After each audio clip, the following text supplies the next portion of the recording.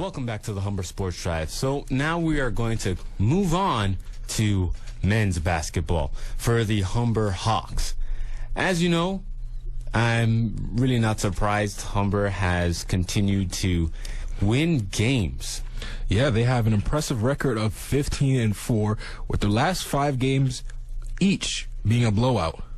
And now they're currently sitting in the 3rd place behind, as you know, the Fanshawe Falcons and Niagara. How are they going to be able to reach that number 1 spot? Well, they got to try and win as many games as possible. I know this is unlikely, but what they should be trying to go for is to just not lose a game for the whole season. And how do you do that, Mr. Chicago Bulls 1995? You do that by continuing what they're doing now. They're, again, defense is the key to winning games. I will always stress that. You know, you could have a decent offense, but if you have a great defense, you're a deadly team. And unless you're and you flip it from the flip side, like the Phoenix Suns, great offense, they suck at defense, and they didn't win any championships. And we know that Humber's all about winning championships. So, and similar to the women, they've also been on a 5-game win streak as well, right? So now they're going into, they had the last 2 games last weekend, back-to-back with Lambton and St. Clair as well, coming out with 83-65 win and also a 74-51. Today, they're also going to be playing against Niagara. And Niagara's the 1st seed? Yes. That is a very important game that they have to win. What does winning a game against a number 1 seed mean? It means that you're not to be taken lightly and everyone takes you more seriously. I'm not sure anyone that would be stupid enough not to take Humber seriously, but it gives them that kind of edge. And if they were to meet, say, in the finals, they have an idea of how to play them correctly and how to win games against them. When they come back from the break, the first game is against Fanshawe, which is the 2nd seed. So, and then they're playing Niagara once again. So how do they get themselves into the groove to make sure they're streamlined to come out at the top?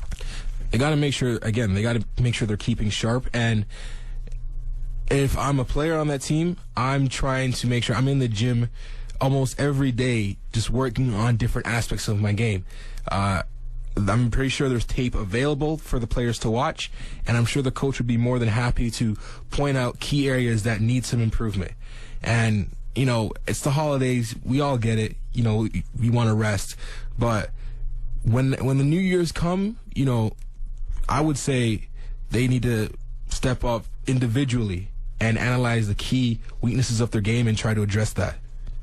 As you know, last season, I'm jumping ahead once again. Last season, they lost in the Nationals first round. How are they going to be able to come out? At least, if not, I'm gonna take your approach and not be in absolutes. All right. But if not to win the championship, at least make it to the finals.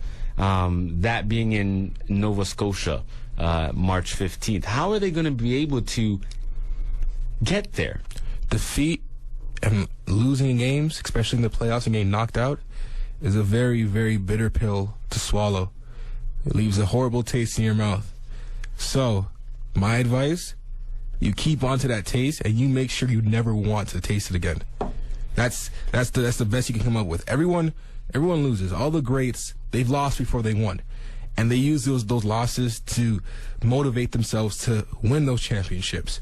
You know, I remember reading Shaq's autobiography, and he said that Michael Jordan told him that he lost seven times before he got his first championship. And Shaq said when he lost in 95 to the Houston Rockets, he said he never wanted to have that feeling of getting to the finals and losing again. So he motivated himself. So the team's lost already. They've lost in the first round. If I'm on the team, I'm going to try and beat myself up as much as possible. So when I get on the floor, I'm trying to dominate as much as possible. Now, in saying that, during the break, they have 2 exhibition games here at Humber. This Wednesday, December 28th, and Thursday, December 29th, against Medicine Hat and Algonquin. those look like pretty. They're W's. Yeah, I wouldn't say outright the W's because again, my rule. But I would say that those are games you can feel confident about. Now, let me ask you a question. How do you approach the games? Are you going in there to try and blow out the other team, or are you just going to work on fundamentals because they are exhibition games? Well, I think if I was in the shoes of a coach, what I'm trying to do is I might start my second line instead of my starting line and just see how well and how well each of these second line guys play in the role of a starter. And doing that will help me deepen my bench and help me have stronger overall players. Are you supposed to do that throughout the season or only during exhibition games? I would say you try to do it throughout the season, but because the season is so short, you might not have the chance. I mean, if we were like in first and we had like a lot of headway between us and second place, I would say you can try and use that strategy a couple times.